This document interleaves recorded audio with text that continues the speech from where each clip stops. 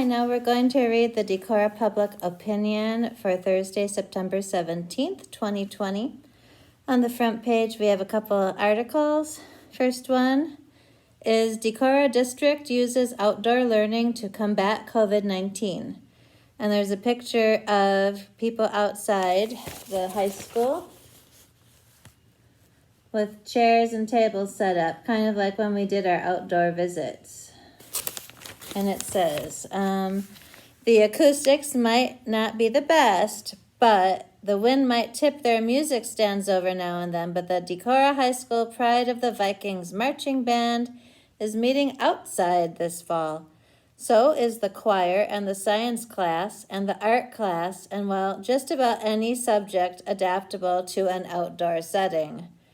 Outdoor learning has become part of the district response to COVID-19 this fall and is being employed from the elementary through high school levels. With physical distancing and elemental response to the pandemic, district administrators felt outdoor learning might be a means to achieving that goal. We saw in research, as well as how summer sports were being conducted, that being outdoors made it harder to pass along the virus, said DHS guidance counselor Pat Truen. We thought by using outdoor learning as well as masks and social distancing, we hope to create situations where students, teachers, and others could be safer and feel safer this fall. DHS Principal Kim Shepard said that specific planning for outdoor learning has been months in the making. Pat and I began looking at possibilities for outdoor spaces last summer, she said. We started talking about continued on page 10, about the possibilities for outdoor spaces and the positives and challenges presented by each area. We already had some good candidates.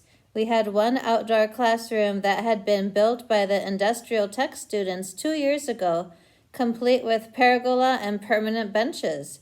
That's a really nice space, but we knew we needed more. Truen continued to scout locations and discuss their potential with Shepard, faculty members, technology staff, custodians, and office staff. By the time in-service began, he'd created a map of 10 places where outdoor learning could take place. Locations were evaluated for traffic noise, amount of sunlight, and internet access. Then we showed the teachers the locations and had a sign-up sheet prepared where they could indicate places that would be a good fit for their class, he said. Some classes seemed more suited to the new experience than others, Shepard noted. Culinary or industrial tech classes have equipment needs that make it difficult to meet outside, and the same is true for math, she said. On the other hand, many of our science classes had been meeting outside prior to this, and our English and reading classes, as well as others, are enjoying working outside now. Truen noted that physical science, biology, physical education, band, and choir are now outside most of the time. There have been some unique challenges to pulling off outdoor learning. Students have been encouraged to dress for the outdoors, bring bug soother and a sweatshirt to sit on as needed, Shepard noted. While we don't have a lot of setting up or tearing down to do, there are some places where whiteboards have to be brought in, Truen added. And while the internet is good in most places, there are a few spots where it doesn't connect at times. Choir and orchestra students bring stands and chairs from the classroom, and the band has a trailer where chairs and some instruments are stored. Music stands can fall in the wind, but they're spaced far enough apart to not fall into each other. Though the school year is obviously new, initial impressions of the outdoor learning experience seem positive. Sure, there's a bit of different feel, but that would be true if we were inside with masks on, Truen said. I think students like getting outside when the weather is nice, and anything that keeps us safe while we can still be successful at what we're teaching and learning, that's what we're striving for. Well, that's good news. That's pretty creative. Okay. Then they are talking about, let's see, on to the next page. The number of absentee ballots in Winneshiek County is high currently. The district breaks ground on new softball complex this week.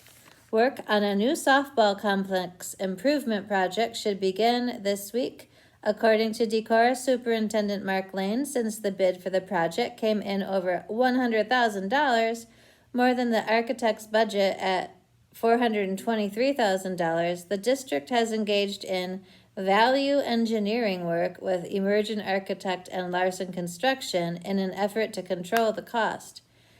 Larson Construction Company of Independence is scheduled to pour the footings this week. Well, that's a lot of money for baseball, but it's a pretty popular sport. Okay. The county supervisors endorse a masking recommendation. The Winneshiek County Board of Supervisors voted unanimously to endorse the Winneshiek County Board of Health's recommendation to wear a cloth mask or face covering in public settings, as well as maintain a 6-foot social distancing space. Well, that's good news. All right. We go on to a lot of editorials about yes or no to face masks, but that's kind of like flogging a dead horse at this point. Let's see. We've got the religion section here. Constancy in a Rapidly Changing World by Christopher Simon. The first time I heard about the concept of future shock, a state of distress or disorientation due to rapid social or technological change, I was relatively young, still in high school, and I recall thinking that change isn't that hard to deal with, in fact, can be exciting. As we age, however, there can be too much change in too short a period of time for us to adjust in a healthy way. While the young may adapt easily to their new phones or computers, many of us old-timers feel like every time our phone or computer is updated, it is an annoyance, and we have to relearn how to do things that were simple yesterday. It doesn't do much good to tell yourself this is an opportunity to grow and learn something new, or that it's helping to keep us mentally flexible. It's still annoying.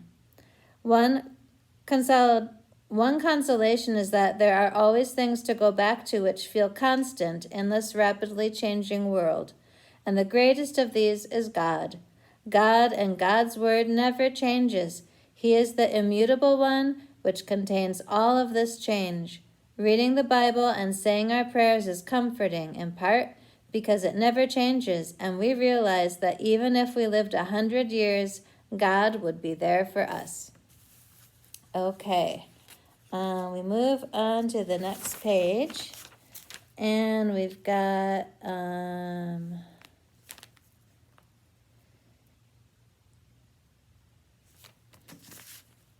they're still trying to decide what to do with the unconventional school year, and they're going to decide by the end of the week. So that's kind of not decided yet. The New Minowa Players are just scheduling a children's show. Actors range in age from 7 to 13, but it's being presented online because of the COVID virus. Okay. There's a parade by the Winneshiek County Republicans on Saturday, September 19th for Constitution Day. Let's see. We go on to the next page. Art House has a new season of art classes and gallery shows, and it's called Creators, Crayons, and Cabernet.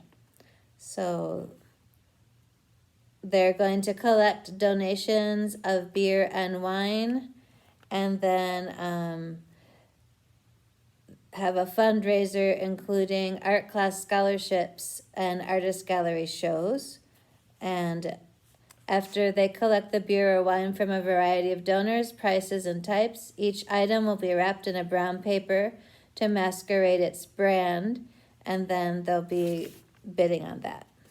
Okay, we go on to Echoes of the Past, and they show Homecoming from Decorah in 1909, and it looks significantly smaller than years past. Or look, it's a horse and buggy, not a car.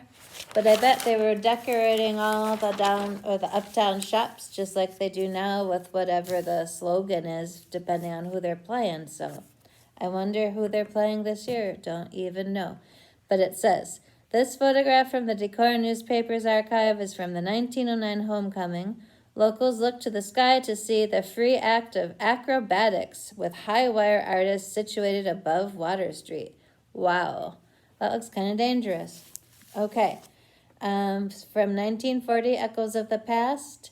80 years ago, the local Chamber of Commerce is sponsoring a trip for the Decorah Junior Drum and Bugle Corps to nearby Luana for a parade marking the anniversary of the Luana Community Cooperative Creamery. 1950.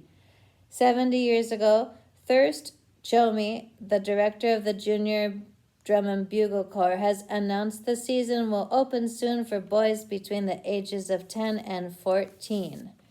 All right, 1960. 60 years ago, Decorah is assured natural gas by next fall. The announcement came this week in a letter from Northern Natural Gas Company. Necessary facilities will be constructed here. Linda Lietzkow has been crowned Queen of Steam Engine Days festivities. There were 11 contestants. This is in 1960.